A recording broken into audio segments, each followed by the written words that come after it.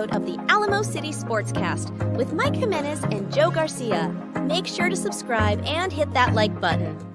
Join the discussion as we broadcast live from beautiful West San Antonio. And remember to tip your hosts as it helps the show grow.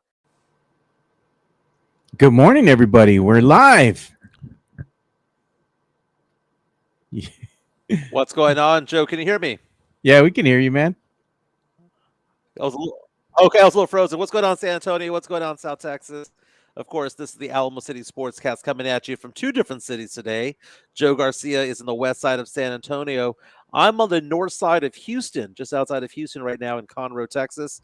Going to be taking the show on the road the next couple of business days because I'm working in Houston today. I'm working in Houston on Monday. I'll be working in Corpus Christi on Tuesday. So wherever I'm at, I'll be doing the show from because, again, I have a business in finance, and I go where the business takes me, right? Joe Garcia is producing today's show. We're going to have a special guest at 10:30. We're going to have Johnny Walker, former Texas Longhorn great, former Holmes Husky great, member of the Texas High School Football Hall of Fame will be on. Mario Cavas is already reminding us that it's Friday the 13th, and we don't give a damn, he says. Yeah, we don't give a damn. It's Friday the 13th, man. It's either good luck or bad luck. Oh, I'm born on the 13th, baby. Wait a minute. So I'm born March 13th. Today is September 13th. That's 6 months away. I'm 6 months away from my 48th birthday. So does that mean tomorrow I officially become, because I'll be beyond 47 and a half, I become my late 40s? Is that what just happened? Is that what just happened, right? You're already in your late 40s. And once you hit past 45, you're done, bro. Oh, man. 44 to 47 and a half is mid-40s in my eyes when it comes to it. But we're talking about UTSA taking on UT this weekend. We're going to preview that with Johnny Walker.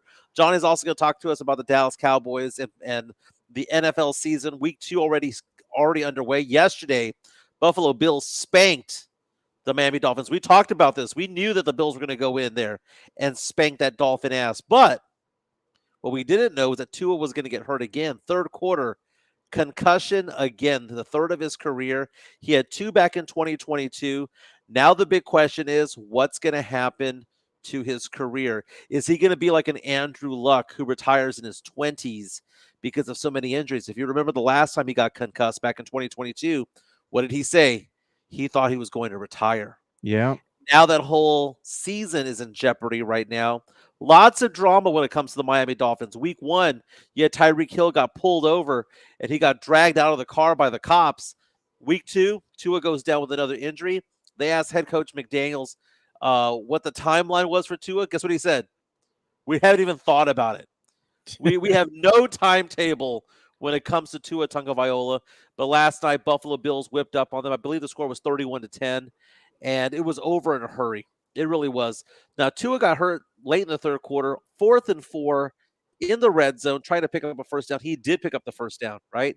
The pressure came, didn't find a receiver. He darted his way up the middle, dove head first for the first down, which is, again, if you slide, they spot the ball at the start of the slide. He had to dive to get the first down. Damar Hamlin, if you remember Damar Hamlin, who was the guy that had cardiac arrest and literally died on the field and had to be resuscitated from the Buffalo Bills a year and a half ago. He was the one who hit Tua, and it wasn't a dirty hit. He didn't like launch into him. He just made sure that he was down, and it was almost like Tua like ran into him head first. Yeah, he needs to learn how to slide, man. Or do something. I mean, we've seen injuries to like Robert Griffin III. Robert Griffin III should be playing in the NFL right now, but he didn't know how to give himself up. And Tua trying to go for the first down, but he went like a yard or two beyond the first down marker. So it's not like he was going for that extra inch. He'd already made it. So it was pretty scary yesterday. The big question is, what should Tua Tagovailoa do now? Should he retire? Should he go the route of Andrew Luck? Because I remember when Andrew Luck retired, what was he, 28, 29 years old? Everyone was confused. Like, what are you doing? And Andrew Luck said, I want to have a future with my family. I want to have a future with my kids. I want to be able to walk. It is all about quality of life. I love myself more than the game. And I respect Andrew Luck for that. But that's not the mentality of a lot of these players. A lot of these players don't know anything other than football. That is their identity. And to see Tua Tagovailoa get injured again, a third concussion. Remember back in the day, Troy Aikman with all those concussions? You're a Cowboy fan, Yeah. Joe. It almost seemed like every year. I don't even know how many he had. He had to have at least had 5. It happened all the time. Yeah, man, he had too many concussions, and unfortunately for Troy Aikman, it ended his career because he has sisters that are in the let's say the medical field. I believe they're nurses, and he went ahead and consulted with them, and they told him it's time to go ahead and hang it up, man. You had a good career, you had a good run, but you know what? If you want to keep moving forward and be able to enjoy life after football, gotta hang it up. Maybe that's what Tua needs to do because Tua, he has a family, he has kids, he's a dad, right? So at this point, if you've had that many concussions, you know, the helmet will protect you from getting your skull bashed in, but it's not going to protect the brain. You know what I mean? So at some point, you got to learn how to just call it quits. Maybe just go and be a dad, be a husband. You know, you had a good career, man. Be a coach, do something. Sam Smith reaches out to us and says, Andrew Luck is happy and never looked back. Good for him. I mean, that is the thing, you know, Andrew Luck, you never see Andrew Luck say that he regrets the decision that he made to not do the NFL lifestyle anymore, because there's a lot of machismo that goes on when it comes to NFL. There's a lot of, peer pressure to come back. That's what you're taught, right? Walk it off, be a man. That's what you're always taught. But at the end of the day, these are human beings. And you see what happens to NFL players, man. NFL for so long fought against CTE. There was a doctor 20 years ago who discovered CTE in NFL players. So what did the NFL do? The NFL didn't say, hey, we're going to try to make things better. They tried to discredit that doctor. They tried to discredit that whole report. And what happens years later? Turns out that CTE is a real deal. You had a player who killed himself, shotgun to the chest, and said that he wanted to donate his brain. He wasn't going to pull a trigger to his head. He was just going to kill himself a different way and donate his brain to CTE research. And it turns out that he suffered from it tremendously. CTE it's one of those things where people become suicidal, people become violent. They can't control their emotions. They can't control themselves. Case in point, look at Mario Cavazos just said. Yeah. How many undisclosed concussions did Junior Seau have that led him to kill himself? Exactly.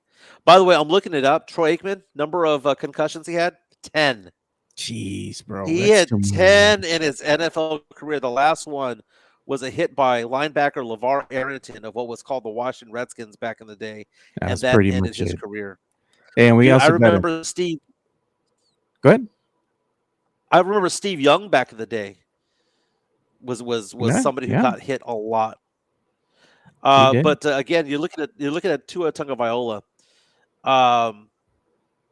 It's one of those things where if it happens once, it's going to happen twice. And they're saying, I'm looking online right now as to the player that had the most concussions in his NFL career. It wasn't Troy Aikman. It appears to be that the player that had the most concussions in NFL history is Brett Favre. Brett Favre, that criminal. And look at this, man. I'm going to go ahead and share this screen here. But Ian Rappaport's reporting about an hour ago, Dolphins coach Mike McDaniel says the team is moving forward with Skylar Thompson, but will sign a quarterback for depth.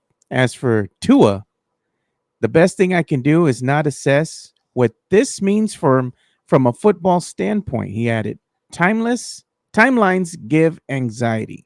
So for now, they're moving on from Tua, probably just to let him recover and reassess what's going to happen with him. And there were other scenarios that were out there I saw in regards to the timeline. If they're going to wind up keeping him on, are they going to wind up moving on from him? If they do, what does that look like? How much is he owed? As far as restructuring the deal, the contract, if there's a buyout, that kind of thing. I think these are all things that the Dolphins are considering at this point in time. And we also do have a $5 incoming super chat from our good friend, Tex-Mex Frank. Good morning, Tex-Mex says, Buenos dias, amigos. Appreciate the show. Let's get a happy Friday. And puro pinche Cowboys grito. Who wants a grito? He paid for it. Grito. He paid for the grito. Let's make it happen. Yeah, let me go ahead and share the screen here because that's going to be funny. We have to do things a little different here today because we're not in the studio per se with Mike, you know. So let's go ahead and play this one since it's Cowboys.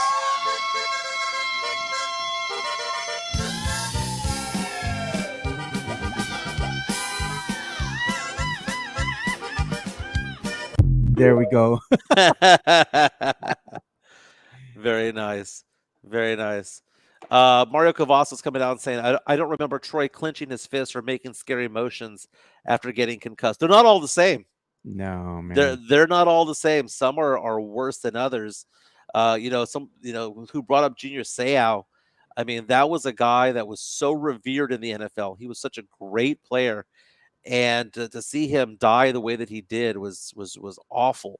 Look at Chris You Gonzalez. He says Eric Lindos had like yeah, 14. yeah, Lindros in the NHL. Yeah, he had 14. You take a look at just players from the past. I mean, back in the day, we used to watch Sports Illustrated would have those videos of like the greatest hits in the NFL, and each one of them was like a train wreck. Each one of them was a concussion after concussion. The NFL marketed concussions as though it was a good thing. Yeah. Think about how times have changed. Think about that because the NFL going out and having the nastiest hits, the greatest hits, and they were all cheap shots. Hines Ward, who was the head coach of one of the San Antonio minor league football teams, I don't care which one it was, but Hines Ward was the biggest thug when it came to it all. I hate using the word thug, but any guy, white, black, brown, who does that is a thug. And you saw what happened with Hines Ward. Hines Ward, the ball would get intercepted, he'd go after the head of the person that was next to him. Even if they were on the opposite side of the field, not even going after the play, he would go and say, "Oh, this is my opportunity to launch into your head." Yeah. Hines Ward was a dirty ass player. And that's why when they were like, "Oh man, Hines Ward's coaching the San Antonio whatever our team." I don't pay attention to any minor league football that comes to San Antonio. Brahmas, Commanders, whatever. Screw all of them. I don't care. They're not going to last. But when they said Hines Ward was the coach, I was like, "Oh great, we got a dirty player." That's what I thought when I saw it happen. But the NFL hiding CTE for so long, and now we're looking at Tua Tagovailoa, who almost retired 2 seasons ago and was brought back onto the field so quickly after having the first concussion that year. Some people can't take it, man. Some people have harder concussions than others, and once you start getting them, you become more susceptible to the next. And what is that? It's a crack in your skull, right? That's a concussion, essentially. Well, no, it's the brain hitting the front of the skull. Okay, So it's like your brain, it sits in that let's say fluid, right? right. That's in your skull, and it just cradles it there, right? So when you get a concussion, the brain snaps back and hits the skull in the frontal lobe area, Yeah. and when it does that, it's basically giving you a bruise inside, you know, inside your skull. Your brain is bruised at that point. And of course, you have various different types of symptoms, anything from ear ringing to headaches, vision impairment, that kind of stuff. But the long-term effects is what the NFL was doing, or that doctor was doing I guess that whole write-up that he did years ago, you know, hey, could be, you know, something that lingers on. If you have enough of these, you know, you're going to get that CTE, you know, kind of stuff that we know now is actual truth. It wasn't just, oh, this is just something that somebody made up. These are actual facts that have been proven now. So we don't know what's going to happen with Tua in the long run as far as him getting older. He could have various effects on the brain that we don't know yet, you know? And it's very sad whenever you see these NFL players have these long-lasting injuries. Look at Earl Campbell, Tyler Rose, right? The Longhorn, great. Houston Oilers, great. I got to meet him. The guy can barely walk, Yeah. right? The guy was a big, powerful bruising back. They used to say that back in the day, the Oilers had only 3 plays: Earl to the left, Earl to the right, Earl up the middle. That's all they had.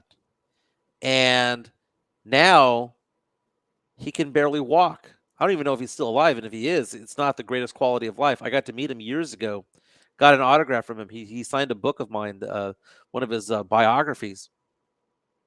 You look at other players. I got to meet some NFL players in Phoenix and Los Angeles during Super Bowl Radio Row when I was over at San Antonio Sports Star.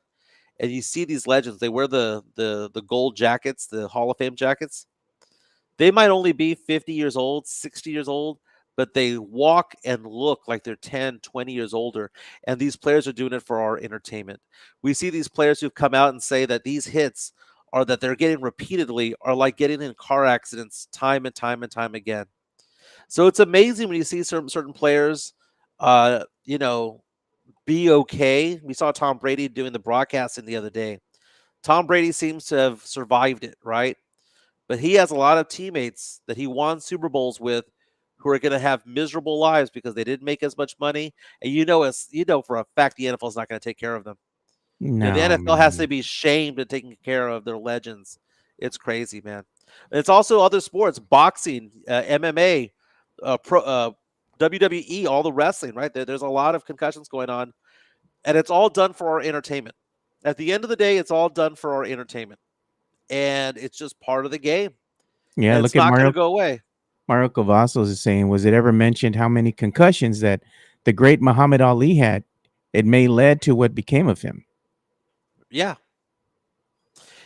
The NFL is changing certain rules. We see this right now with the kickoff return, which I can't stand. It's so brutal to watch the kickoff return where they have to stand still and then they can't move until someone starts running.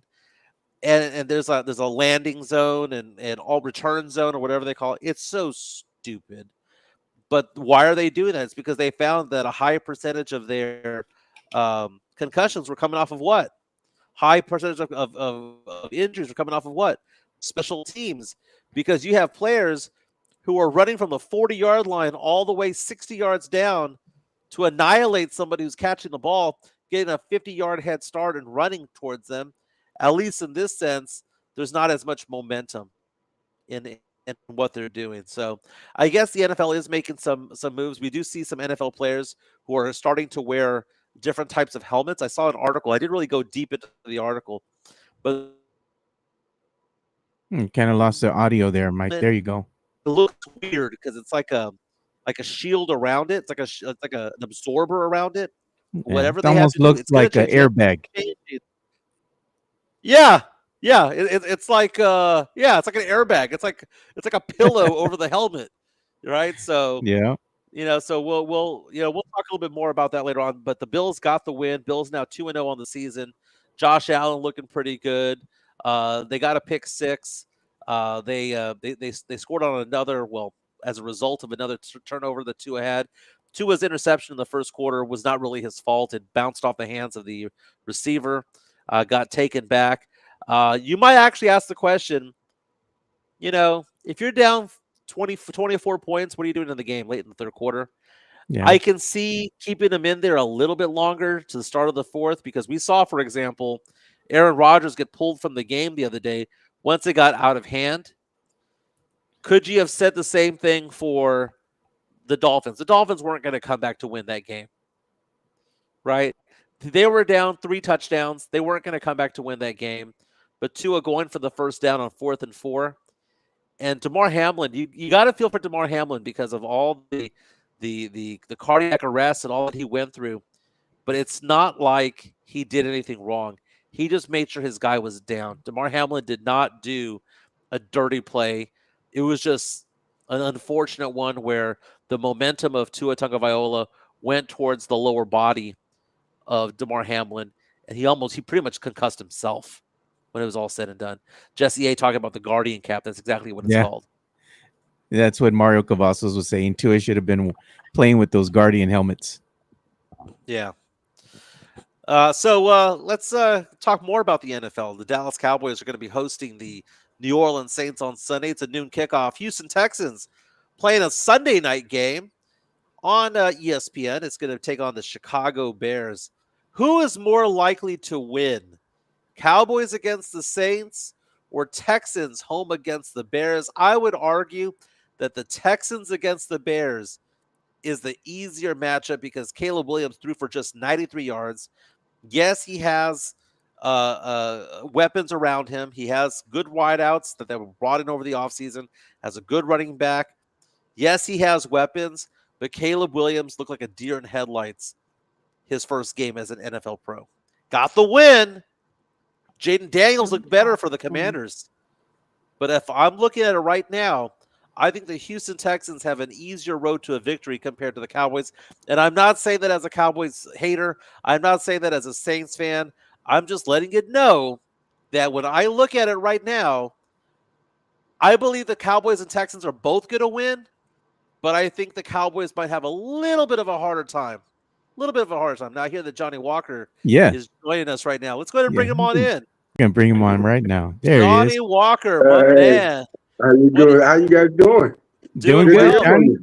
We're talking to Johnny Longhorn great, Holmes Husky great, member of the Texas High School Football Hall of Fame. He joins us on Fridays to talk about UT football, talk about Cowboys. Let's talk about the Cowboys first, because the Cowboys taking on the Saints this weekend. Both teams coming in 1-0. You have the Texans 1-0 going up against a defeated Bears team as well. I was asking the question, of the two teams, who has the easier path to a 2-0 record? Is it the Cowboys against the Saints, or is it the Texans against the Bears? Man, that's a tough one. I would probably say the Texans versus the Bears. I don't think that Caleb Williams has shown as much as we'd like him to show. I think he's a great talent. There's no question that he's going to be a star in the NFL. I think it's just going to take a little bit more time for Chicago to be able to get their offense where it needs to be as ultra competitive in the league. So I'm just a Stroud fan. I just think the Texans just have a great football team. I think DeMarco Ryans has those guys playing outstanding football, and I look to them to be one of the teams that's going to be playing in the Super Bowl. The Dallas Cowboys, the Saints had a great game last week. You don't know if that was a fluke. I think they look good with Carr. Dallas looked really good, and a shout out to Demarion Overshown, former University of Texas linebacker, who just really showed out against the Cleveland Browns. I always have question marks with Dallas. You know, they can look great one week, and the next week you don't even know what football team is. So I'm going to give the edge to the Houston Texans. Yeah, look at this. We had some breaking news that came in from Coach Mike McCarthy. He was on 105.3 The Fan, and he was talking about tight end Jake Ferguson's knee, and he said he's doing well. He did a little more yesterday. He goes, we'll see how he feels this morning. And said a plan, he's getting close. He's still reportedly going to miss at least maybe 3 more games. Yeah. But I think it's good news. At least, you know, the rehab is coming along well. So he'll be rejoining the Cowboys here shortly. And we do have some news that we're going to get into here in college football, but later on. Right now we're talking Dallas Cowboy football here with the great Johnny Walker. Yeah, so one of the things I brought up, Johnny, earlier this week, I'm a Saints fan, right? So a couple of things come out. You have Clinton Kubiak. Why are you a Saints fan? Why am I a Saints fan? You must have been dropped on the head by birth, man. What do you mean a Saints fan? Okay, well, first of all, I was a Houston Oilers fan growing up, man. The Oilers were my team. Warren Okay, Moon, well, I can see that. But they moved to Tennessee. So screw Bud Adams, right? I'm not going to cheer for the Tennessee Titans. So I was teamless for a while because I wasn't going to cheer for the Cowboys. No, not at all. Now, I became a Saints fan because why? The Saints are the only NFL team to call San Antonio home. And it may have been for only 3 games, but they're the only team to play a game in the NFL regular season in San Antonio and not come over here to peddle T-shirts like Jerry Jones does at the Alamo Dome. There were real games being played here. They had Drew Brees, who was from Austin. I latched on. Ricky Williams. Joe Horn. So Joe. So I'm a big Saints fan. Now man, this past week we were the Saints side chick. Come on now. Come on now. Sancha, we were the Sancha. We were the Sancha for sure. I don't know. My bad. I digress. Actually, until the Cowboys play a real game in San Antonio, they're just peddling T-shirts. Right. That's fair. That's all they're doing. The Saints are coming in with a new offensive coordinator. They have Clinton Kubiak. Sure. So you have Gary Kubiak's son coming in, young man coming in.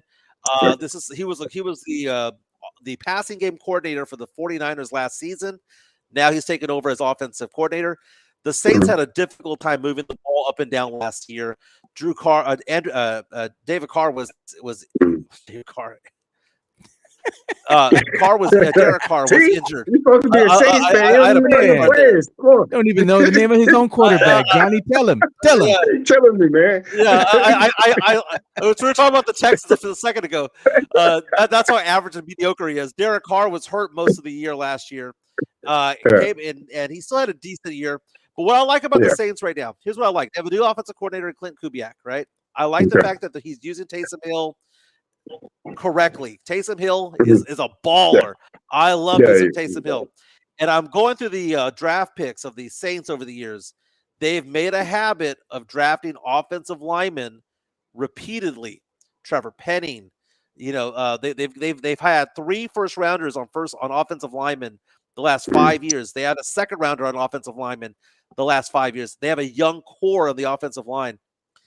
Talk to me about the importance of having the trenches filled, whether it be on the offensive side of the ball or the defensive side of the ball, having the trenches done well. Well, you can see the success that the Dallas Cowboys have had. They've always made a habit of drafting first-round linemen, and they've always had one of the top offenses in the NFL. So you got to take the time to invest in the offensive line. I mean, if the offensive line isn't doing what it needs to do, it's pretty hard to be successful in the NFL.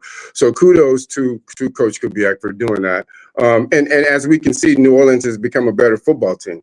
You still probably won't know who the quarterback is, but I'm just saying – I think they do look a lot better than what they've looked in the past couple of years. So it is good that they are investing in the offensive line.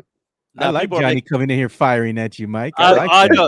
People are making fun of me on the chat. The fact of the matter is that supposed to make fun of you. I can't hear myself. I can't hear myself. NFL game in San Antonio. Come on. I can't hear myself talk. And because of that, it messes with my thought process. Because, I can hear myself now, right? I can hear myself now. Here, I am mute. I can't hear. So it messes with my thought process as I'm doing the show. So I like this comment here from Shay. Mike forgets his quarterback after one beer, Johnny. Hey, man. You know what? If something happened to Derek Carr. The sad part is he hadn't had a beer yet. That's the bad part. If something happened to Derek Carr, we could have that Spencer Rattler moment, man. Bring him on in, baby. Spencer Rattler, rookie, but he's a third stringer this year. But we're talking to Johnny Walker. Longhorn's great about the games coming up. Cowboys, they beat the Browns this past week in week 1. Browns with a very good defense, kind of a mediocre offense. I don't know what the hell's going on with Deshaun Watson. Deshaun Watson was an elite quarterback for a few years, gets caught on the massage table, has another accusation against him. He probably knew about it going into the game. He has a terrible performance. Cowboys defensively won that game. Offensively looked okay. Defensively looked very, very good. What did you like about the Cowboys defense? And do you think the offense needs to pick it up? Because offensively, there was really no running game to be had last Sunday. I honestly thought the Cowboys defense played above average. I didn't think that they were going to look as good as they did against Cleveland and Deshaun Watson. I thought losing Quinn was going to take us a couple of years to rebuild, but they did an incredible job, man. Fisher really has those guys playing some good football. Or Zimmer has them playing some good football. And I was impressed. Of all the things that I saw, Dak was Dak. He had a mediocre game. But to see the defense go out and dominate against the Cleveland Browns was a sight to see. I was really impressed by the Dallas Cowboys defense. So who should the Cowboys focus on key in defensively? I mean, I know you go after the quarterback, you go after Derek Carr, right? But the Saints have some pretty decent offensive weapons around them. They got Chris Olave, who's a legit wide receiver one. Rashid Shaheed, who had a 59-yard touchdown reception. The guy is he's looking like a little mini Tyreek Hill. Just let him go for 50, 60 yards. Just have him go deep. He'll go find it, right? You have Taysom Hill. You've got Johnson. You've got a lot of different players. Then Alvin Kamara, who looks like he's throwing like he's battling Father Time in the sense that he's taking it back. They're using him differently. He looked good in week 1. Do they key in on Olave? Do they key in on Kamara? Do they key in on Shaheed? Who should they key in on? defensively, the That's a Cowboys? good question. I think Kamari is the best offensive weapon that the Saints have. I probably would focus on shutting down their run game and force David Carr to start throwing the ball, and that gives us a chance to get DeMarcus Lawrence and Michael Parsons chances to start to get more sacks. So shutting down the running game, forcing them to throw the ball more than what they would like to, putting them in some third and long situations. I think that's our best chance of being successful against the Saints. Saints have a pretty interesting running attack. They have Jamal Williams as their backup. I mean, he led the league in touchdowns just 2 years ago with nearly 20 that season. So it's not just Kamara. Kendra Miller is going to miss this game. I like Kendra Miller a lot, formerly of TCU, but it's one of those things, injuries kind of happen. Talking to Johnny Walker, Dak Prescott got the bag. Since we last talked, we got $50 million a year. What are your thoughts on Dak Prescott getting that $60 million paycheck? Well, the one thing I can tell you about the experience of playing in the NFL is that you get all of your salary during the regular season. The problem is that that's pretty much when Dak stops playing. So if we can figure out a way to stretch that contract through the playoffs, I think we have a better chance of seeing Dak be more successful in the playoffs. But I'm happy for Dak. I think he's earned it. There's no question, as he's one of the top 5 quarterbacks in the NFL. And that's just what the market garnered. I mean, he garnered the contract that he got. I definitely know he's going to earn it during the regular season. I just still have questions about what happens during the postseason. And look at this, man. We have this to show on screen right now.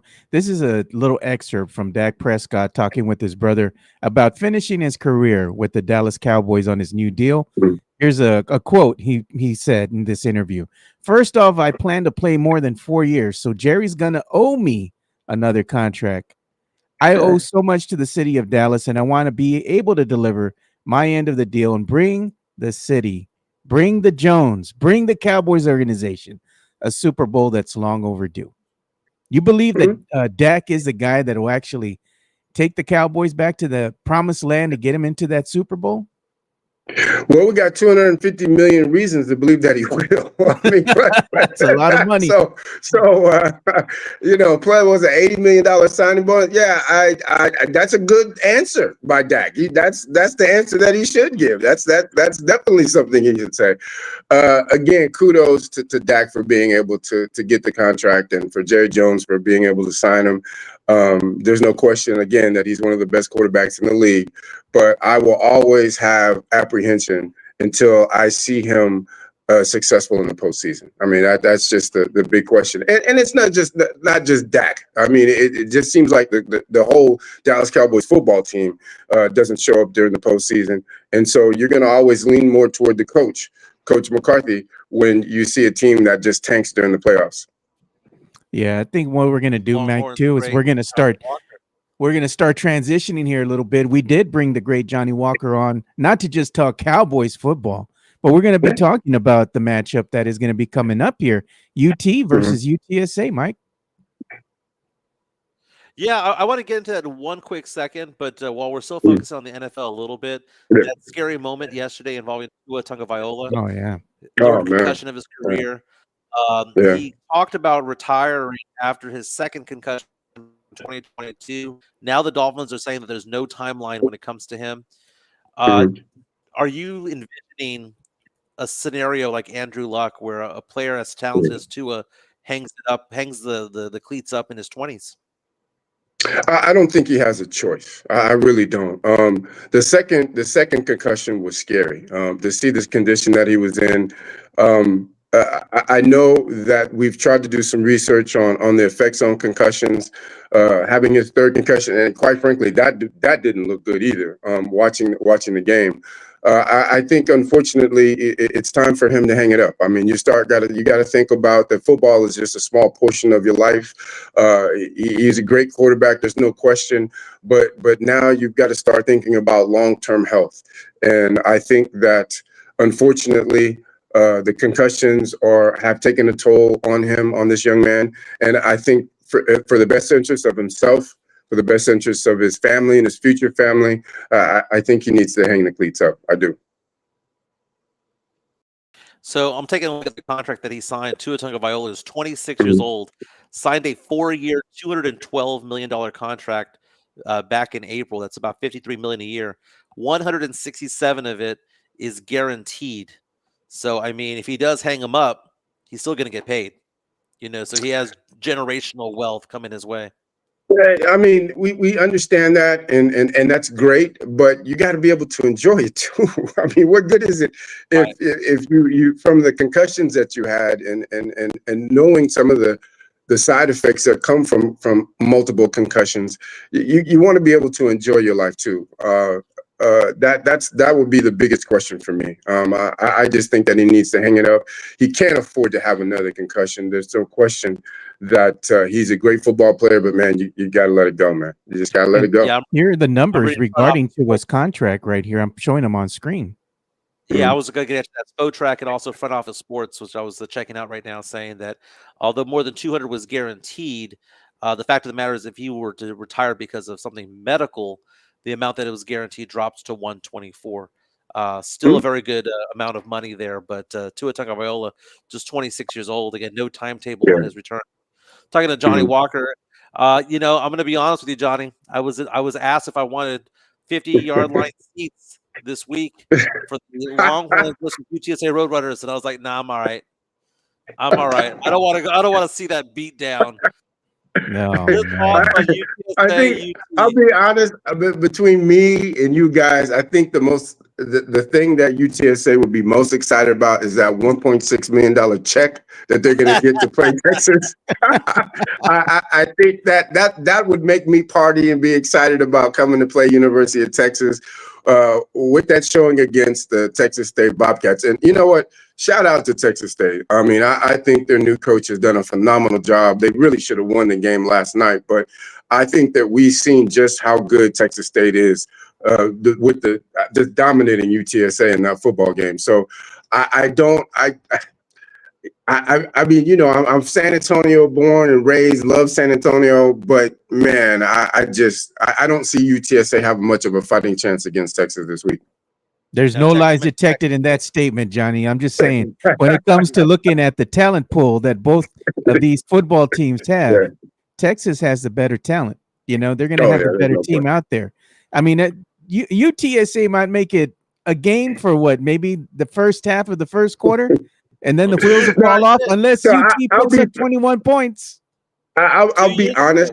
The game that UTSA and Texas, the game that they have played, the one game they did play, it was a good game. I'm not gonna lie. As a matter of fact, I almost got into a couple of shouting arguments out between me and you. I want to say, UTSA looked pretty good. You know what I'm saying? I was getting tired of seeing the birds up at home. So Texas just has so much talent. I want to say, looking at the performance against Michigan, I don't think there's any question that University of Texas has one of the top offenses, if not the number one college football offense. The only other team that I think they can compare to them is University of Tennessee. There's no question that it's going to be difficult to be able to stop Texas's high octane offense. I think Sarkisian has them playing at a very high level. I mean, it's ridiculous. And you mentioned all those wide receivers. We talked about it on Monday.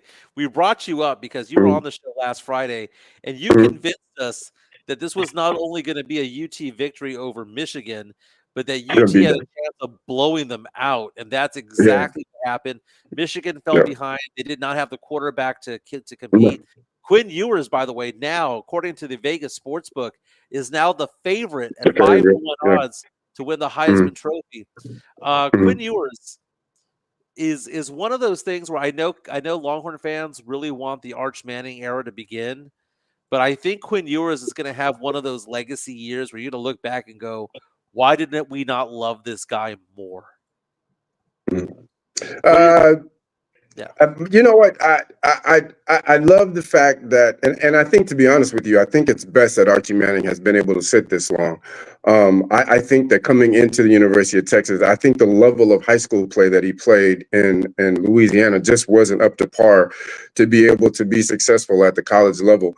I think that he's had time to mature. He's gotten bigger. He's gotten stronger. He has a better understanding of the offense and the expectations, actually being acclimated to the speed of the game because, again, looking at his high school highlights and the teams that they played and his team that he was on, they just didn't have the talent that you would see at some of the 5-star quarterbacks that were playing against some of these big time high school programs. So it's been a great opportunity for Manning to be able to learn and to develop his skill set. So Quinn Ewers, I think he came out the gun firing. He's done an incredible job. He was 24 for 36 for 246 yards with 3 touchdowns. And quite frankly, with that ridiculous holding call that they called, which I still trying to question, I think Texas scored on every one of their possessions that they had. I mean, the 5 possessions they had the ball, they scored. There was just no answer.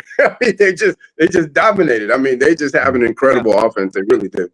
We do have a question coming in from one of our viewers here, Johnny Walker. He's asking, Tim Gonzalez is asking you, should the NCAA for football and other sports, the transfer portal, should it be at the end of the season, not during the season? That's a good question. I think with even now adding the 2-minute timeout, what they call it, instead of the 2 minutes, I think we've seen the college game evolve more to where it's being like a professional football program. I like the portal. I think that with all the stakes that are in play, you have to be able to go out and get a player, and it's almost impossible to wait a whole season to be able to try to recruit a player because that player still has to be able to come in and he's got to develop. It takes time. So the transfer portal is something that's needed. I think that it's made the college game better. I know there's people who dislike that, but I think it's given more of a balance, and it allows teams to not have to rebuild. You don't have to rebuild. You're be able to fill some of the holes that you have with players that have already got some experience. So I like the transfer portal, and I think they should continue along the path that they're going now. Yeah, and we also have a $10 super chat we need to address here, Mike. So this from our good friend Mario Cavazos, making it rain, supporting the show. Go ahead and let's read that super chat there, Mike. Yeah, it says for preventing Jimenez from receiving a concussion on Sunday after hitting his head after the Cowboys killed the Saints. Okay, I told you that my confidence level is like a 3 or a 4. Okay, who's the quarterback? Who's the quarterback for the Saints again? Derek Carr.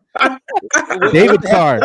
With the headset on, Derek Carr, when I can't hear myself, David Carr. You know what, Johnny, we should get him a jersey that says David Carr. Yeah, you know what? That's what we're going to do. Yes, we're definitely getting you a jersey.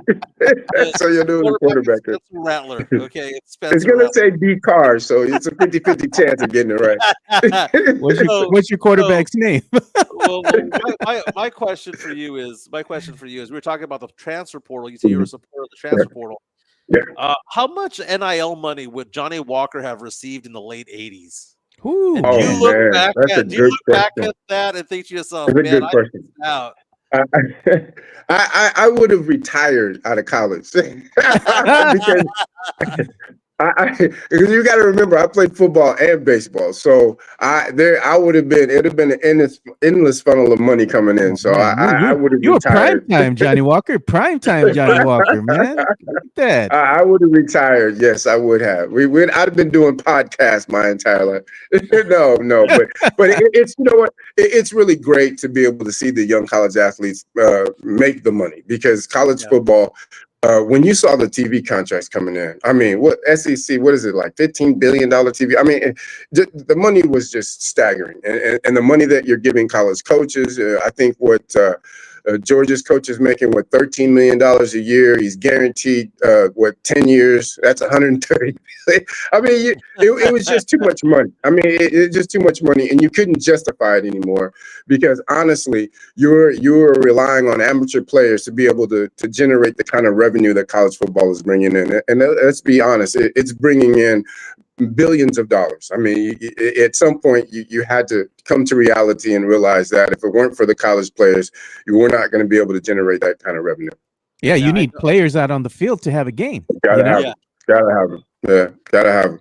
Yeah, I think there were a couple of incidences that pretty much solidified that it was going to happen. I believe the University of Missouri football team, I think something happened on campus with the president. He didn't want to resign. The players said, we're not going to play.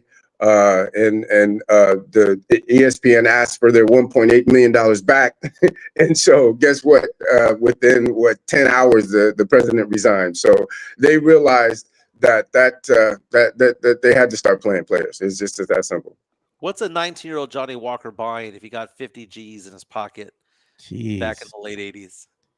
I probably would have paid off my parents' home, and I would have definitely bought me a Mercedes for sure. I was gonna say, convertible, Johnny. You would have gotten you a convertible Mercedes. I probably would have gotten convertible. Now with my baseball money, I did. One of the first things I did was buy a car. It wasn't convertible Benz, but yeah, I did get a Benz, so I definitely would have bought a car. There's no question. Look at this. We got another question for you, Johnny. This is going to be in regards to your years at Texas.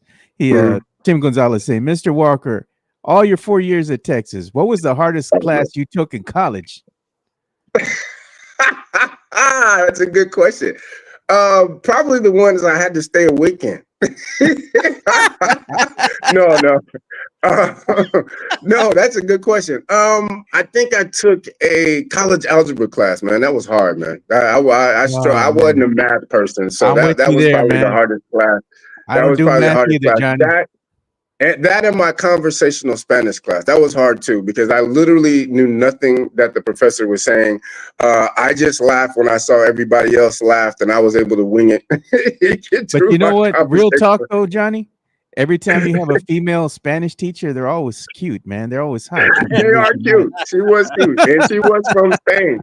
So I was fortunate in that, and she loved football, so it worked out really well for me. Talking to Johnny Walker, I don't mean to be a little controversial here. I know you're in a school setting right now, so we'll keep the hush tones. Mm-hmm. I'm actually at home right now, but yeah, go ahead. Okay, Shannon Sharp, did he do it on purpose? Did he do what on purpose? I'm sorry, you got to familiarize me on that one. Okay. Shay. So Shay, Shannon Sharp. I know from Shay. Yeah. NFL legend. He was apologizing because he went on Instagram Live, or Instagram Live caught him having sex with somebody. There's no video of them. It's just audio. All you hear is just audio of him having sex for a few minutes. And then he apologized thereafter, saying that it was that he first he said his phone got hacked, and then he went on to say that it was like a butt dial type of thing where it just accidentally turned on, and it's him having sex with some girl. And now ESPN is potentially going to suspend him, fire him, whatever the case may be. Shannon Sharp, did you do this on purpose? Do you believe that someone could get on Instagram Live or Facebook Live and not know that they're doing it? I honestly think he probably pushed the wrong button. No pun intended. And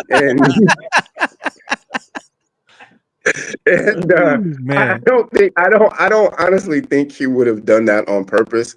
That had to be a frightening audio, but I think that was an accident. But unfortunately, with the dynamics that we have and all the things that are going on with women and things of that nature, that's something you just can't do. I mean, I think it was a mistake. He's got a great Club Shay. He can do that all day long on Club Shay, but ESPN, nah, man, we're not going to. I think that term with ESPN is probably going to come to a close. Well, look at here. Now that you just said that, Front Office Sports is reporting Shannon Sharp will still co-host First Take as usual on Monday. Okay. ESPN is telling Front Office Sports less than a week after he went viral for sharing an apparent sexual encounter on Instagram. So they're still going to keep him on there.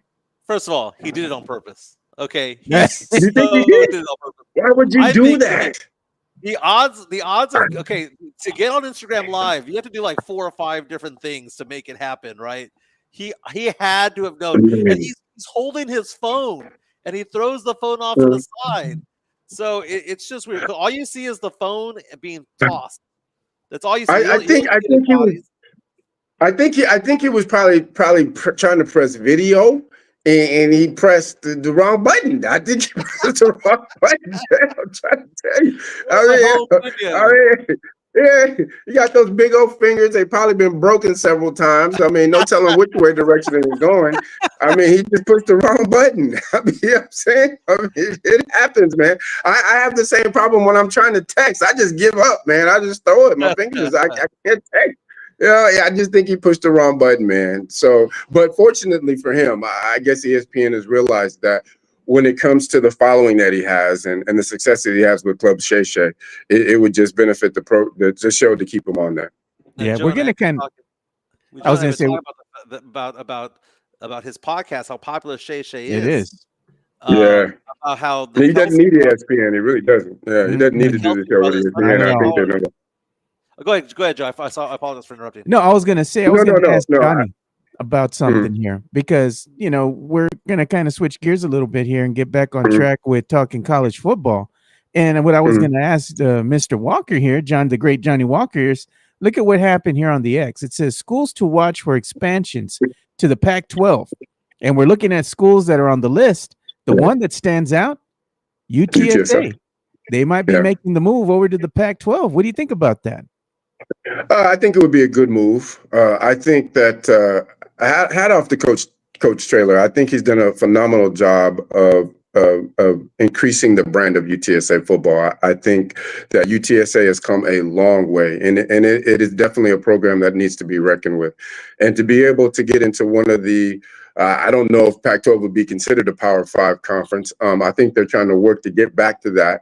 I think it would be a great move for University of Texas San Antonio to be able to get into that conference. Yeah. Other schools that are on the list, you have Memphis, you have Tulane, Caltech, you have Stanford, UNLV, Air Force, Wyoming, and New Mexico. You don't think that UTSA and Air Force matchup might be interesting, man? I think that would be.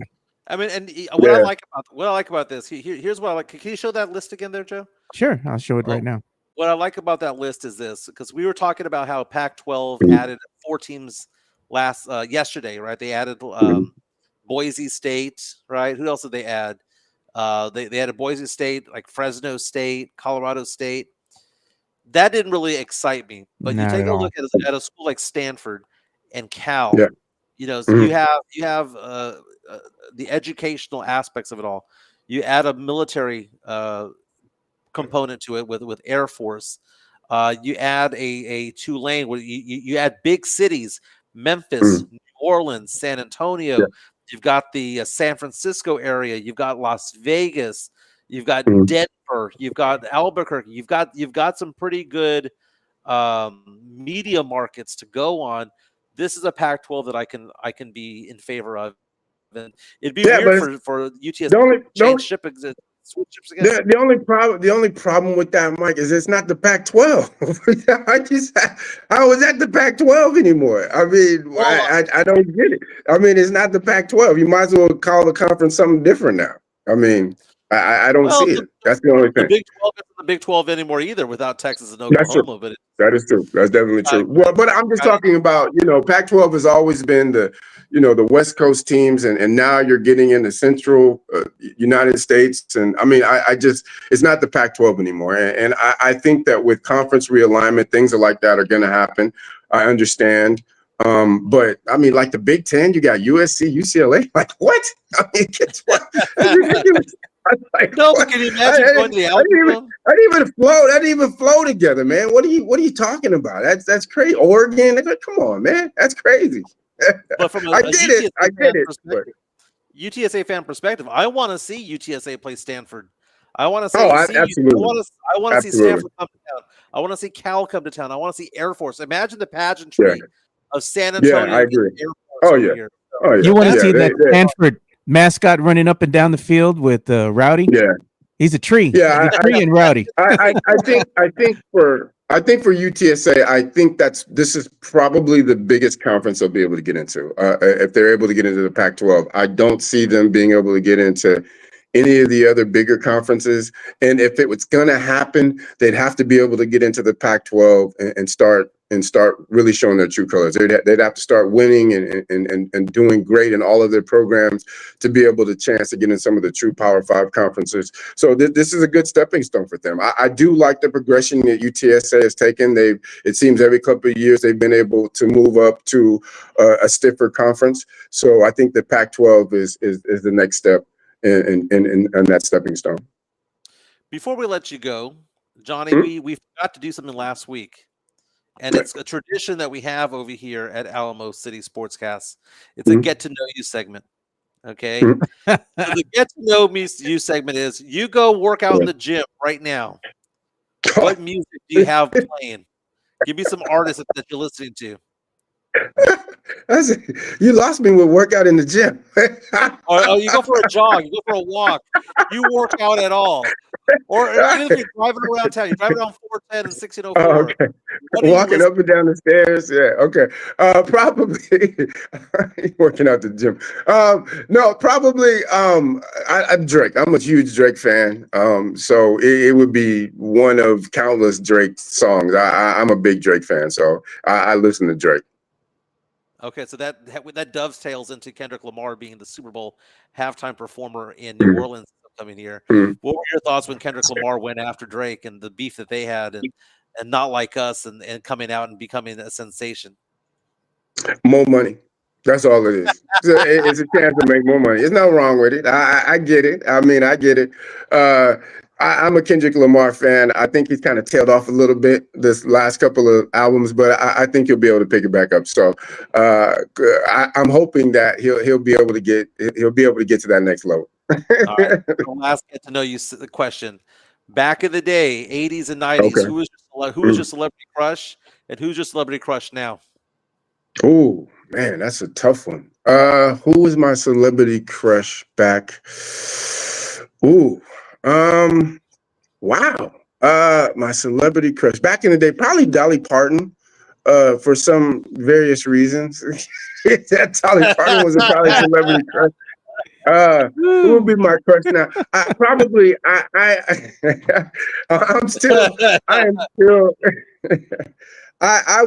Who is my son? I would probably say, God, man, celebrity crush now. My wife. He's listening. No, man. So you're trying to get this man in trouble, Mike. Crush now, no, I had to get those, I had to get those points in. My celebrity crush now would probably be Beyonce. Probably Beyonce.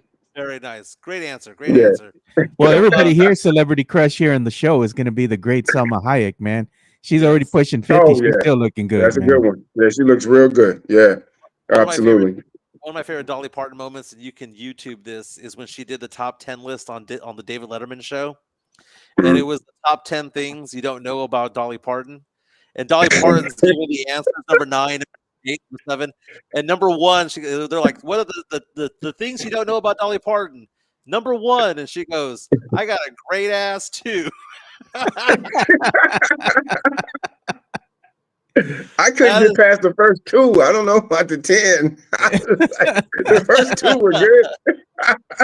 Talking to Johnny Walker, give us a final score for tonight for the UTSA UT game. Favored by 34.5 points. Give me a final score. 56-7, and I think that's a mercy 7. Yeah, I really do. Yeah. Like I said, like they get 1.6 million. That's something to be excited about. I think. I mean, that's great to be able to bring in that kind of a payday playing against University of Texas. Joe, give me a score. Oh man, I'd probably put it at like 67-3 or something, man. I think it's gonna be bad, dude. Bad. I'm gonna go with 52-10. All three of us were really close against on that Michigan game. Yeah. Give me a final score. Cowboys hosting the Saints with Derek Carr, not David. 35-24. Dallas Cowboys. Okay, what do you got, Joe? 27-13. Cowboys over Saints. I'm going to say Cowboys win this game 24-20. I think it's going to be a lower scoring game than most. I think Cowboys still win. One last prediction. Texans, Bears at NRG here in Houston. What do you got? I got them 36 to 13. 36-13. Joe? And Texas. 34-10. 34 to 10. I'm gonna say 27 to 13. All right. Okay. So I think Now you're gonna have to start keeping a record of these rankings. We're gonna start ranking our predictions There here. you go. Yeah. You were all very close on the Longhorns, Yeah. Michigan. But very nice. That's Johnny Walker. Thank you so much for being with us, and Thanks, hope Johnny. to have you the rest of Oh, man. the football season on Fridays. It's great, man. Yeah. Well, Good luck tonight. So enjoy your trip, man. Enjoy your trip, man. Be safe. It's always a pleasure being on the show, and hopefully we can keep making it happen.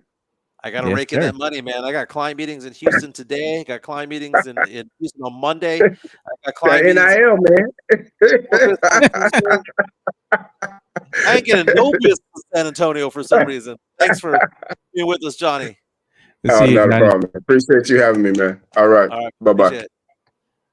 Talking to Johnny Walker, man. Fantastic guy. Former Holmes Husky. Joe, put my number up there. Let's get some business in San Antonio. My cell phone number, you know it, 210-508-0369. Again, 210-508-0369. I do financial strategies, man. I talk money all day long. So whether that be investments, life insurance, disability, long-term care, that's what I do. I'm here in Houston because I'm meeting with a gentleman who wants to take care of his kids, wants to do generational wealth, and is talking about putting something together for not only his kids who are adults, but also his grandkids as well.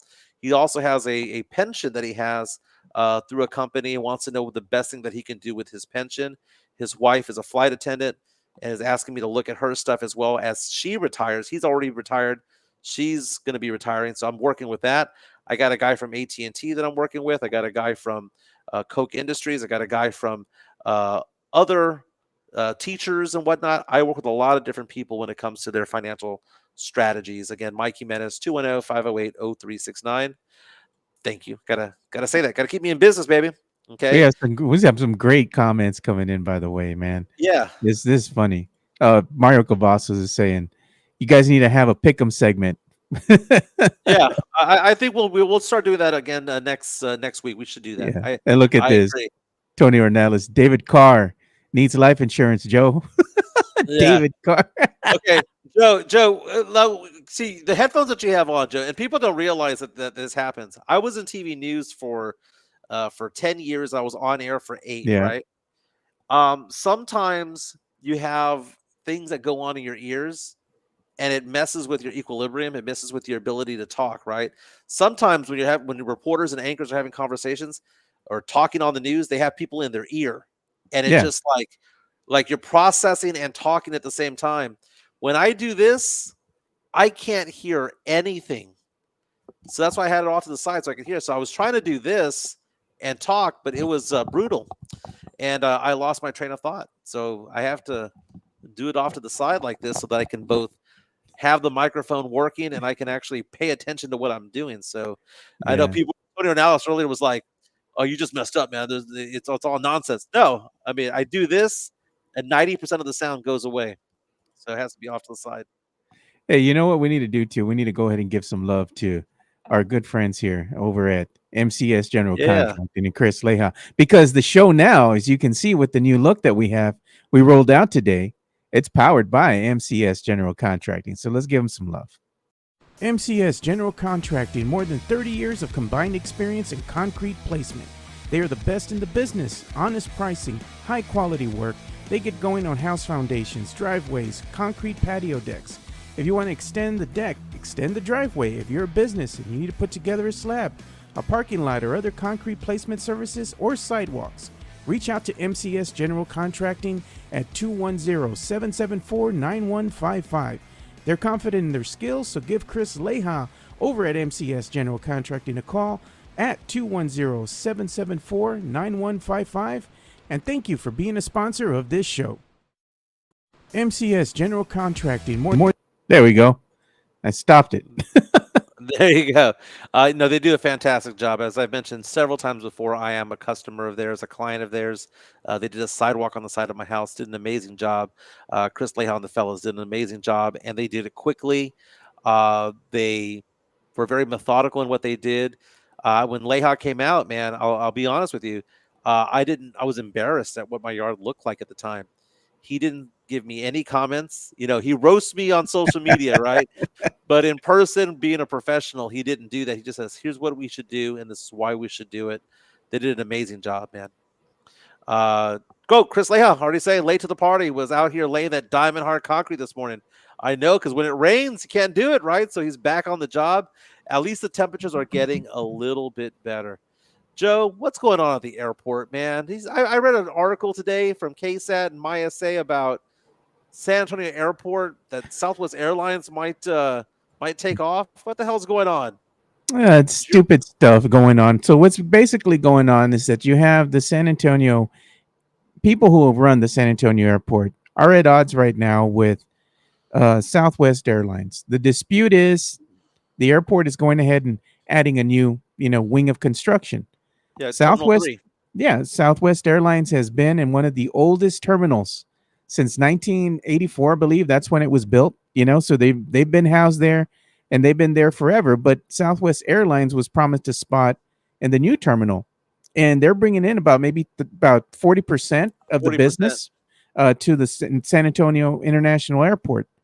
They want to go ahead and get new digs. It's time for them to move. I guess the city had made a deal with them, telling them that was going to happen. But for some reason, it's kind of fallen through now, as the city is now not following through with the promises that were guaranteed to one Southwest Airlines.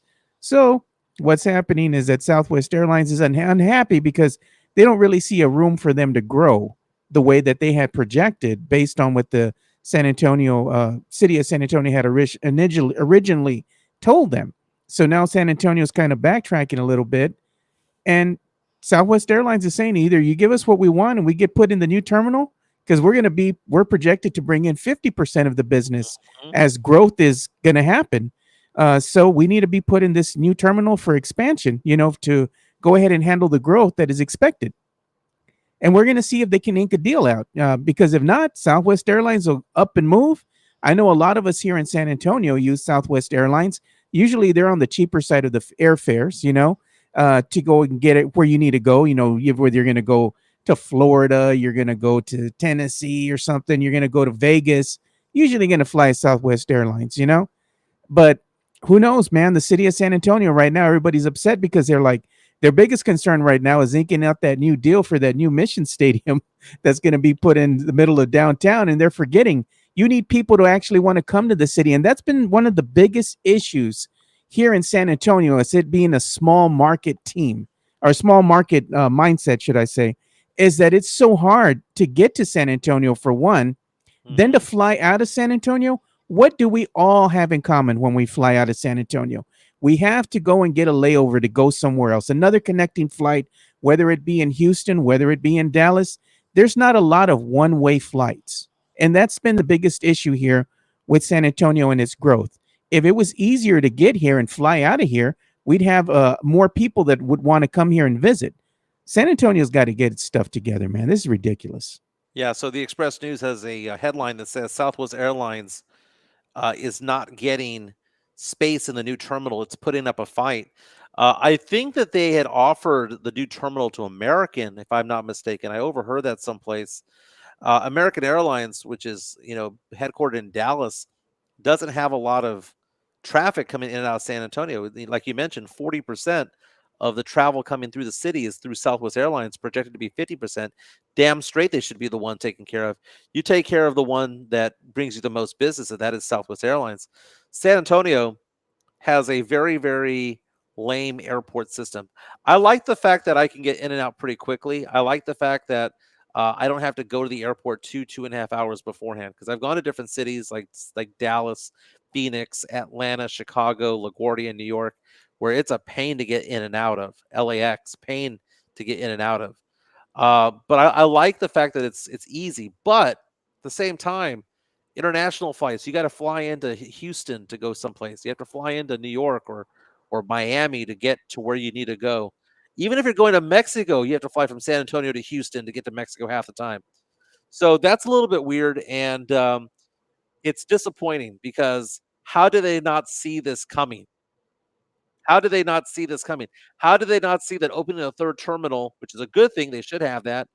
How do they not see that maybe Southwest would be pissed off that they wouldn't get the new place, right? Yeah, why would you want to stay in the old digs that aren't set up for growth? I mean, if you go there and you even fly out early, Mike, we fly a lot, right? So we go to the airport and we're going to get a 7 a.m. flight. We get there around 5 o'clock in the morning. Place is packed, dude. And you got to go and check your bags in. It's so cramped. Then there's this long line that you have just to get through the TSA at 5 a.m. It's ridiculous, man. When you look at other airports, and I've flown to other airports around the country, you know, they have the other little tiny airport in, was it North Carolina? That one's all right. Better than San Antonio. I've gone to Kansas City, dude. Kansas City. Their airport leaps and bounds better than the San Antonio airport, man. It's insane, man. Charlotte has a beautiful airport. So does Austin. I've been to the Bergstrom Airport there in Austin. That is really, really nice. People are asking the question, should San Antonio and Austin have like a joint one, like DFW is in Dallas-Fort Worth? I mean, I can see that, but it's just one of those things where how do you run an airport and not know the wants, needs, and desires of your number one tenant? The city's backwards here, man. What is their biggest concerns right now? Getting a new arena for the San Antonio Spurs, getting that new Mission Stadium built downtown. Hey, I'm not going to complain about the Spurs. I'm just saying arena. this is the thing, dude. You're going to build these new facilities, and people are going to want to come and enjoy them. How are they going to get here? The number one concern that you have is transportation and infrastructure. To get around downtown, we don't have that infrastructure in place. Via sucks, dude. The bus line is horrible. Trying to fly to San Antonio, if you don't have that infrastructure to be able to handle the influx of people, what's going to happen? People, how are they going to get here? They're not. That's the problem. They're not. It is tragic if Southwest Airlines leaves. That would be an indictment on the city. That would be an indictment on the airport. That'd be an indictment on the county. I mean, does the county need to step in and get this taken care of somehow, some way? I mean, I don't know the logistics or the legalities of or who runs what, but the fact that this is even an issue is a problem. That is stupid, stupid, stupid. Chris saying Ron is too busy lifting weights to worry about the city. Well, he has to lift those weights. He's preparing to go battle Jeff Garcia from Locked On Spurs in a what's that? What was that? Sylvester Stallone over the top. Gonna do that. Speaking of Jeff Garcia from Locked On Spurs, let's show him some love. Sure, let's go ahead and do that. Let me go ahead and get the video ready for him. Locked On Spurs is your daily Spurs podcast, hosted by Jeff Garcia, the lead Spurs writer for Ken's 5 San Antonio. Jeff has a healthy plethora of guests all the time on the Locked On Spurs podcast. You can also follow Jeff on threads at Jeff G Ken's 5 SA. You can also follow Jeff on Twitter at Jeff G Spurs Zone. So make sure you go ahead and give Jeff a follow not only on threads and Twitter, but also on YouTube at youtube.com/@Locked On Spurs. This is where you're going to be able to find the replay of the Locked On Spurs podcast. Make sure to like, subscribe, and share. Jeff Garcia has an article today on cannons5.com that got posted a couple of hours ago where Spurs fans got pissed off about a mock trade involving Victor Wembanyama going to the Spurs in exchange for LeBron James. You can read that article. Again, he's on cannons5.com. Well, I subscribe on Spotify and YouTube. And he also talked about the fact that some Spurs games might actually be on Amazon Prime. That's pretty interesting. And one last thing, Jeff also yesterday posted the fact that there are going to be 10 games where the City Edition jerseys are going to be out. And he posted which days, which games those are going to be. Again, Jeff Garcia from Locked On Spurs for your daily Spurs coverage. I'm looking for that list here of the games. Jeff, man, he's prolific when it comes to tweeting. Oh, yeah, man. He's right on top of things. I think I got some of those games tweeted out here as far as I guess they called them theme nights. The San Antonio Spurs were putting out there. We can go directly. City night.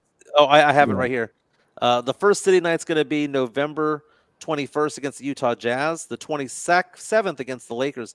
Again, the City Knights when they wear their city jerseys, which are a little bit different than what they normally wear.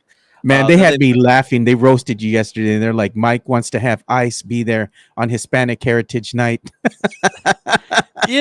Jeff, as I said the other day, with friends like him, who needs enemies? Oh, man, Jeff dude. at this point is basically posting on a daily basis. What did I hear Jimenez say on the Alamo City Sportscast about San Antonio was poor? Fill in the blank, right? Well, that I did say, and it's actual and factual, as TLC said. But the fact of the matter is that 90% of what Jeff posts about what I quote unquote said are just straight up lies. Come on. Straight up lies. And I don't know if that helps this podcast or not, but it's funny. It's funny. And he gets people riled up, and I'm there going, dude, none of this even happened. And Jeff is like, oh, I thought that's what I heard you say. I was doing other things while listening to the podcast. Maybe you didn't say it that way. And does he do a retraction? No. He just lets me twist in the wind. What a great friend. What a great friend. Yeah. And they also showed the promotional offers they're having, for different nights. Teacher Appreciation Night on October the 28th. Beer Fest happening on November 7th. Taco Tuesday 210 deal on the November 19th. Space Force Night. I'm like, what? I've never seen that. That's happening on the 21st, nice. Which is my son's birthday. So, maybe I'll take him to that. But one of the things that I thought was interesting to me is that my wife was telling me yesterday, I'm getting tickets again to go and experience that all you can eat, all you can drink, little private club they have there on the floor level. You took me last year. Yeah, man, that's going to happen again in November. So we'll see what happens during that time, dude. I don't know. I'm going to take the kids with me this time, or I'm going to take the friends with me. I'll let everybody know, man. Maybe we'll round up the troops again. And then we'll go in there. Maybe we can get Jefe to go. Tell him, hey, Jeff, don't cover the game today, man. Yeah, just enjoy it as a fan. Take the day off. Just take the day off. Yeah. I mean, they bring you the food and the beer to your seats, bro. I mean, come on. It's a no-brainer, Jeff. So I saw and this is not necessarily entertainment news, but I was just thinking about it. I saw a TikTok the other day about the VMAs. I didn't realize the VMAs were a thing. The Video Music Awards on MTV. Yeah. And apparently it was the 40th time that they had the VMA Awards. 40th time. So that goes back to what, 1984? Yeah, man. And it's been around. And the person who brought this up was a guy named Carson Daly. Okay, so back in the day, you and I are only a year or two apart in age, so I'm gonna go ahead and say that we're the same age. Were you a 106 and Park kind of guy on BET, or were you a TRL, Total Request Live? I was a TRL guy, but you know what was funny to me with the TRL is that I knew it was a whole bit. I knew the whole thing was a scam, dude. It was a scam. It was a scam. All they were doing is just putting in the most popular songs of the day. Getting the most popular artist on the show. Oh, it's Total Request. There was no phone line that went anywhere. It didn't do anything, know? One of my favorite things was that it was revealed on a documentary on Netflix about how all of it was a lie, that they were trying to pump up ratings in certain parts of the country. So like they would say, wow, our ratings suck in the Dallas Fort Worth area. Let's go ahead and put in an artist from that area. Oh, Jessica Simpson's from that area. Let's put Jessica Simpson on, and they're going to pump up Jessica.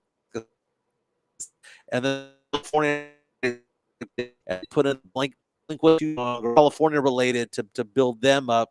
And it was just them spinning plates, and they pitched it as though this is what America wanted, right? It was just filling in the gaps, getting higher ratings in the markets they needed. It was so funny, dude.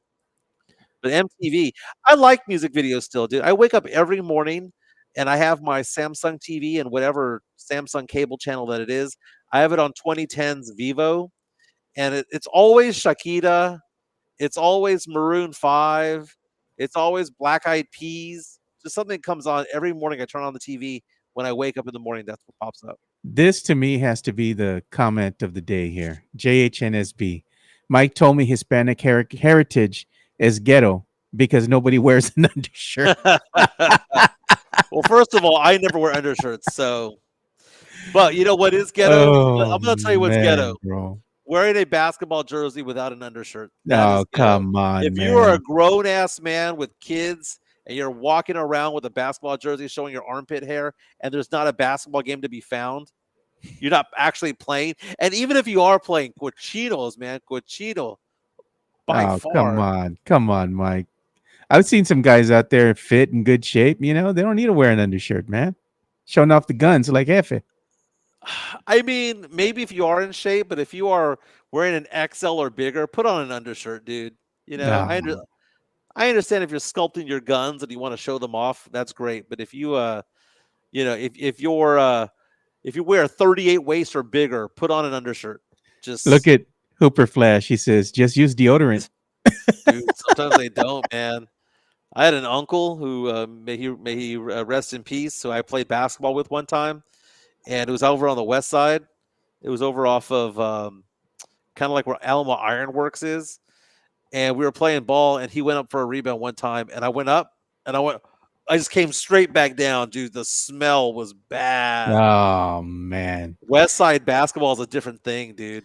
You know I what's mean, nasty too, man? When these guys have this big old underarm hair just growing out, and they're trying to put the deodorant on, and it just cakes on the hair, dude. Like, oh yeah, gross, bro. yeah. If you see if you're standing straight, your arms are like this, and you have underarm hair coming out, dude, trim that crap, dude. Just sit. I'm not saying shave it. I'm just saying Go get it waxed. No, I'm not saying wax it or shave it. I'm just saying, a good eighth of an inch. Oh, It shouldn't be poking out right here, dude. It really shouldn't. damn, Okay. Mike. I mean, that's Hey, not man. manscaping. That's just not looking Some ghetto. brothers That is. just got testosterone, man. They're just growing hair all over the place, man. No, it's not testosterone. It's they're Oh, 40 years Mike, old. man. They haven't trimmed this since ever. It's been growing since sixth grade. That's what's going on. Sam Salinas giving the throw up emoji, dude. Like, that's gross, man. Like Along Came Polly. Yeah, that was nasty, dude. Oh yeah, exactly. Now I don't think I've seen the movie, but I've seen that scene where he's playing basketball. His face hits the guy's sweaty stomach or whatever that was. Yeah, and Jeff? he's all hairy and yeah, man, that's Yeah, nasty, dude. that's gross, dude. That's Shirts or gross. skins? I'm like, nah, bro, I'm good. I know who my teammates are. Why do I have to take off my shirt? I mean, what's Yeah, up with man. that? Shirts and skins. Yeah, that's an old school. When you go to the court, come on, man, let's play shirts and skins. I'm like, why? You already know who your teammates are. There's no need for that, man. It's like that's gross, dude. I saw a TikTok about how orderly basketball games are, and it was this woman. I forgot her name, but I follow her on TikTok pretty frequently. She's very funny. She makes fun of sports all the time, but she does it from like a female perspective. She's not a fan, but she watches it because of her husband. And she was talking about how her husband goes and plays basketball on Saturday mornings, right? And goes to the gym and whatnot. And she asked him the question, how do the games like function? Like, what if no one picks you? And he was saying, oh, well, no, you just kind of pick teams and whoever wins stays on the court. Whoever loses, get off the court. And there's like a transition of power. The losing team automatically, like you never see a losing team try to stay on the court, right? Losing team knows they have to get off the court, next five are up, and how orderly it is. And I was thinking about that because she was saying how are strangers who don't know each other coming together to play basketball and then cooperating enough where it's just standard practice that the losing team gets off the court and no one complains. And I thought about it, I was like, man, as a kid, no one complained. Yeah, you go. I used to play it just for feet back in the day with my friends. Remember they used to have that basketball court on top of the building? I remember that. And the goal was to be there as long as you can, because if you lose that game, you're going to have to sit out for like an hour and a half. And go to Garza Park. What's that one with Joe Ward? What's that one over in Five Palms area? That Miller's Pond? Miller's Pond, man. Yeah, man. Dude, inside the Miller's Pond gym, I was very good. Outside on the double rims, I sucked ass. You were cheeks, man. Outside, it's hot, dude. Yeah, man. I couldn't do the Sidney Dean from White Man Can't Jump. I couldn't adjust for the 6 to 8 inches. That's not Sidney. That's Billy Hoyle. Saying, yeah, the wind makes the ball go 6 to 8 inches. By the way, speaking of those two, Woody Harrelson and Wesley Snipes, I was wanting to watch the movie, and I was hoping that it was free, but apparently it's not.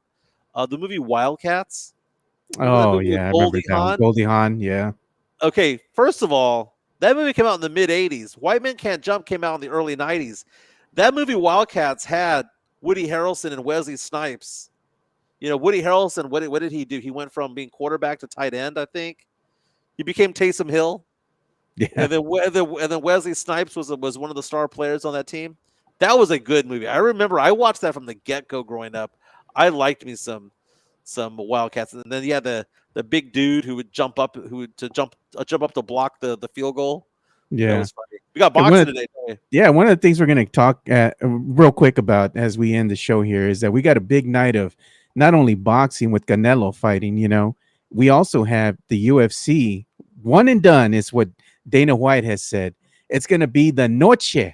And this is going to be interesting, dude. This pay-per-view here, which I believe is UFC 306, is going to be held inside the Las Vegas Sphere. So it's touted as being a very unique event because it's going to be one of the first professional sports event that's actually held inside the Sphere. So I'm really interested to see what's going to happen with this. And they got some great headliners here. Mm-hmm. You're going to have Sugar Sean O'Malley versus Devilishvili, and then you're going to have Grasso versus Shevchenko. Which Shevchenko, she's been losing the last couple of fights that she's had. So hopefully here she can go ahead and right the ship and get a win here. But I got to tell you, man, out of the two fights here that are going to be happening, where you have UFC 306 versus the boxing event with Canelo, man, the UFC is going to be where it's at. I'm going to be honest, man. I'm still going to watch the Canelo fight because I'm a big boxing fan, but I'm going to have it on the other TV. It's going to be on the smaller screen. I'm going to watch the main event, which is Noche, over here on the UFC on ESPN Plus. So check that out, boys. You want to do something on the weekend. And the thing is, the night of sports is going to be insane because then you have the UT versus UTSA going on at the same time. You have the Noche prelims and the Noche pay-per-view. Then you're going to have the boxing prelims and then the main event as well.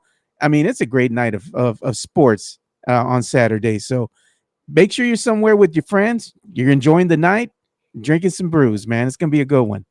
Sam Salinas reaches out and says, "You ugly. What? You ugly. What? UGLY. You ain't got no alibi. You ugly. What? You ugly." Why I remember that at 47 years old. By the way, I'm looking at a tweet right now. Superstar rapper Lil Wayne got emotional because he was snubbed from the Super Bowl halftime performance. Super Bowl halftime performance is going to be there in New Orleans this upcoming February. And Lil Wayne is from New Orleans, and he was snubbed instead they got Kendrick Lamar. So he's upset. Says it hurt a lot. I thought there was nothing better than that spot on that stage, on that platform. It broke me, but I'm just trying to put myself back together. Lil Wayne showing some emotion.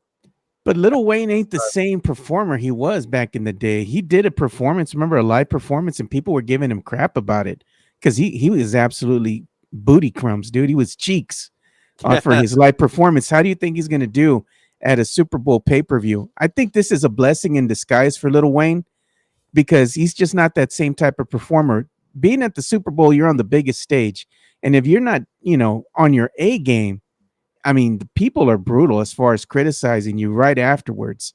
And if he's not bringing it, they're just going to rake him, dude, through hot coals, man. Right. I would have liked to have seen Lil Jon after seeing him at the Democratic National Convention. You gonna hear that? Turn down for what? Oh God, man! Has there been a Pitbull Super Bowl? I don't think so. I hate Pitbull, dude. I can't stand Pitbull, man. Dude, I don't like him. I couldn't stand him for about 5 years, but over the last 3 or 4, dude. My daughter Gabby's a huge Pitbull fan, and she changed my opinion on him. I was listening to that song that he did with Neo the other day. He's Time of My Life. It's a good song, man. I knew my rent was going to be late about a week ago. It's a great line. I'm good, dude. I mean, I'm all for, us Latino people, doing our thing, man. But I just don't care for the dude, man. Not saying anything bad about him. I just don't like the music. I'd rather listen to some cumbias, listen to some Tejano or something going on in the background. I just never got into Pitbull, dude. He's all right, I guess, but not my thing. Hand of a Fist is saying that Canelo's fighting some Edgar. Is that true? Yeah, man. He's fighting some scrub. You see, the thing is, man, with Canelo, Canelo's at the end of his career, dude. So he's picking fights that are easy wins for him. They're not entertaining. They're not fun to watch. He's just getting a paycheck. he dispatches these fighters in the 7th, 8th round. I mean, it's he's fighting a nobody basically. Yeah. Just because he wants to go ahead and get a paycheck, and he's getting criticized for it. But again, he's at the tail end of his career. He doesn't really need to fight nobody anymore. It's like at this point, Canelo, you had a good run, dude. Just hang it up, dude. Sam Salinas comes out and says, "Seems like a good dude, but Pitbull's music sucks." Mario Cavazos comes out and says, "Dale." Nah, man, I'm good, bro. Nah, I'm good, man. Oh, they're saying Puerto Rican music is weird, and then Chris Lea, Pitbull is Cuban, y'all fools, y'all wild. Dude, I like Pitbull, dude. And I don't know if you've ever seen the story that Pitbull has. He takes his teacher around all the time, like his favorite high school teacher, because apparently he would tell teachers in high school that he wanted to be an entertainer and a producer and whatnot, and they called him dumb, apparently, saying that he was not educated enough and he wasn't going to be successful. And apparently there was one teacher that said, "You can actually follow your dreams and make this happen." And that one teacher has been at his side for the longest time. Oddly enough, bit of a nugget, that teacher. Yeah. But Miami teacher's hot. It happens. But anyway, he has been talking about her for years. Takes her to a lot of concerts, brings her on stage every once in a while. I find that to be very cool because having a teacher who believes in you sometimes is the difference between being a success or a failure. Sometimes it's great to see Pitbull do that. Pitbull donates a lot of money to charity. We had Johnny Walker on earlier. Johnny Walker is a head coach of Somerset Academy Collegiate, and that's over on 410 it's off of Vance Jackson near 410. They're part of the SLAM program, which is part of Pitbull's thing. I mean, Pitbull raises money for these schools. So there's a San Antonio connection to it all. But Pitbull, whether you like his music or not, he gives up a lot of money and time to charity. So I got to respect him for that, man, and for kids' education and stuff like that. So Yeah. I'm okay with Pitbull. I'm okay. You're I'm down okay. with Pitbull. I'm kind of down with it. Everyone have a fantastic weekend. Again, this weekend we have UTSA against UT. That's going to be a big game tomorrow. It should be a blowout. Cowboys noon against the Saints. I think that's going to be a close game. I think the Cowboys are going to win that game. And then you've got the Texans taking on the Bears. Sunday Night Football. Give me the Texans all day, every day. I think again for the Cowboys game, I'll put some money on the Cowboys to win because I win either way, right? Cowboys win, I get some money. Cowboys lose, my Saints win. I win either way. That's the way that I'm going to play it, man. Maybe do a teaser or something. But everyone, have a fantastic week. If you do fantasy football, set your lineups. Don't be that guy that forgets to set your lineup. Okay, don't be that dude. Okay, replace the injured players, man. Do that. My name is Mike Jimenez. It's Joe Garcia. Have a fantastic week. I'll be doing this show possibly from Houston again on Monday, possibly from Corpus Christi on Tuesday. We shall see. I go where the money is, man. I'm a financial guy, 210-508-0369. If you need help with investing, help with insurance planning, that is me. Everyone have a fantastic day. We'll be back on Monday. See ya. See you guys. Peace.